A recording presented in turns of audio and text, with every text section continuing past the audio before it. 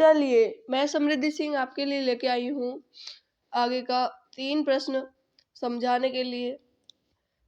2016 का practice set हम जो लगा रहे हैं, इससे आपका सीडीपी मजबूत होगा, क्योंकि मैं ना ही सिर्फ आपको समझा रही हूँ बल्कि आपके माइंड में फिट करती जा रही हूँ। एक-एक क्वेश्चन, एक-एक थ्योरी जो आपको पढ़ाई है वो रिवीजन हो रहा है, इसलिए आपको ये सेशन ज़रूर अटेंड करना चाहिए। ठीक है, चलिए आज अपना लेक्चर सेकंड है, तो आप देख लेते हैं।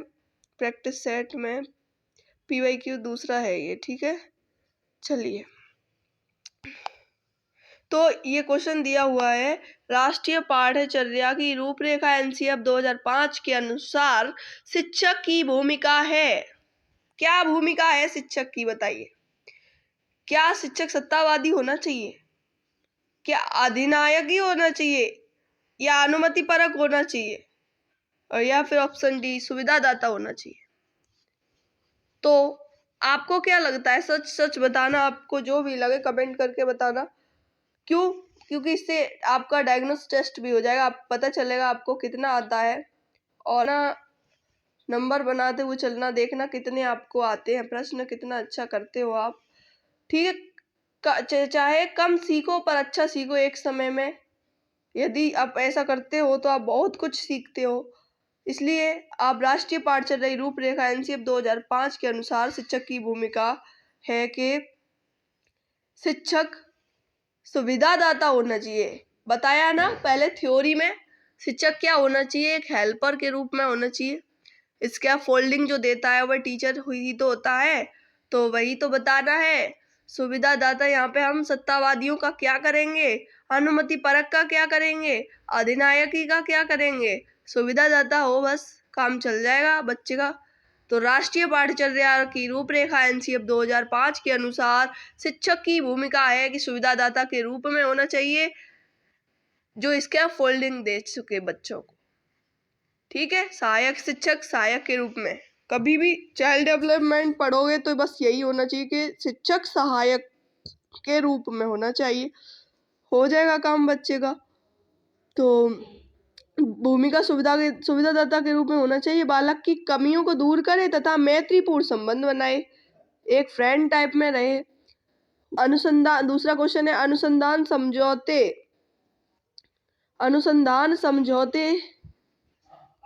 अनुसंधान सुझाते हैं कि एक विविध कक्षा में विद्यार्थियों से शिक्षिका की अपेक्षाएं विद्यार्थियों को अधिगम क्या होना चाहिए?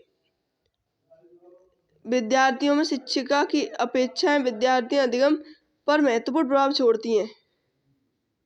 कि अनुसंधान क्या सुझाते हैं कि एक विविध कक्षा में विद्यार्थियों में शिक्षिका की अपेक्षाएं विद्यार्थियों के अधिगम पर महत्वपूर्ण प्रभाव छोड़ाती हैं। 1 मिनट रुकना, कटा हुआ है। विविध कक्षा में अपने विद्यार्थियों से शिक्षिका अपेक्षाएं विद्यार्थियों के अधिगम पर महत्वपूर्ण प्रभाव डालती हैं, क्योंकि कक्षा में किया गया कार्य मार्गदर्शक का कार्य करता है। ठीक है, आगे बढ़ते हैं। ये क्वेश्चन समझ में नहीं आया, अगले क्लास में इसको डिस्कस कर लेंगे। ठीक है, चलिए। विशेष आवश्यकता वाले बच्चों को शामिल करना एक काल्पनिक लक्ष्य है।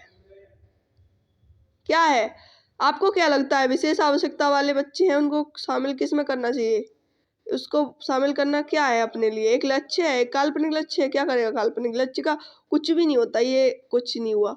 आगे बढ़ते, जिनमें अक्षमता ना हो उन बच्चों के लिए हानिकारक है, तो ऐसा कुछ नहीं है। विद्यालयों पर भार बढ़ा देगा, ये भी गलत बात है।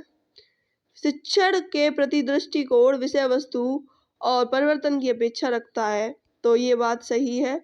विशेष आवश्यकता वाले बच्चों को शामिल करना शिक्षण के प्रति दृष्टिकोण विषय वस्तु और धारणा परिवर्तन की अपेक्षा रखता है। ठीक है, आगे बढ़ते हैं। चलिए। विविध प्रकार की सामाजिक, आर्थिक, सांस्कृतिक पृष्ठभूमि के बच्चों से युक्त कक्षा, सांस्कृतिक पृष्ठभूमि के बच्चों से युक्त कक्षा विद्यार्थियों के अधिगम अनुभवों को बढ़ाती है। यह कथन किस, मतलब पहली बात ये बताइए, ये कथन सही है या गलत है? तो गलत है। पहला ऑप्शन कह रहा है गलत है, क्योंकि यह बच्चों के लिए दुविधा उत्पन्न कर सकता है। ये तो बात सही नहीं है। और वे स्वयं को अलग अलग महसूस करेंगे, ये बात ठीक नहीं है। दूसरा कह रहा है कि सही है क्योंकि बच्चे अपनी साथियों से अनेक कुछ सीखते हैं। सही है तीसरा कह रहा है सही है क्योंकि इससे कक्षा अधिक श्रेणीबद्ध दिखाई देती है। गलत है, श्रेणीबद्ध कोई पॉजिटिव वर्ड नहीं है यहाँ। गलत क्योंकि यह अनावश्यक स्पर्धा की ओर ले जाता है। तो answer B is the right answer. विविध प्रकार की सामाजिक, आर्थिक, सोच, फाइनेंशियल एंड कल्चरल पृष्ठभूमि के बच्चों से युक्त कक्षा। वही बात आ जाती है इंडिविजुअल डिफरेंसेस की। आपका जो चैप्टर है सीडीपी में इंडिविजुअल डिफरेंसेस, तो उसमें क्या है कि बच्चे को आने दो, बच्चा कैसा भी हो, कोई भी प्रॉब्लम हो बच्चे को, बस आपको उसके हिसाब से बच्चे के अनुरूप व्यवस्था बनानी है, ना ही व्यवस्था के अनुरूप बच्चे को बनाना है। ये एनसीएफ कहता है बच्चा कैसा भी हो उसको पढ़ाना, उसको सिखाना टीचर का मौलिक अधिकार है।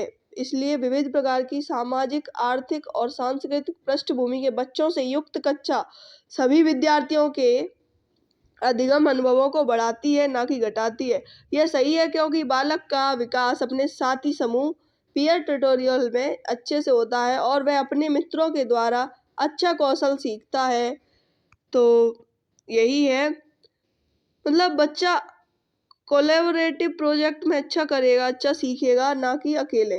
अगर बच्चे को एक अच्छा ग्रुप मिल जाए और उस ग्रुप में अच्छे से सिखाया जाए तो कुछ ना कुछ सीखेगा, क्योंकि ऐसा बोला जाता है जितनी सारे माइंड खोपड़ियाँ होती हैं उतने सारे आइडियाज़ होते हैं, और जितने सारे आइडियाज़ होंगे तो बच्चा अच्छा इफेक्टिव वर्क करके दिखा पाएगा। धन्यवाद। अगर आपको वीडियो अच्छा लगा हो तो लाइक, सब्सक्राइब, शेयर करना ना भूलें। इसी के साथ बाय बाय, टेक केयर।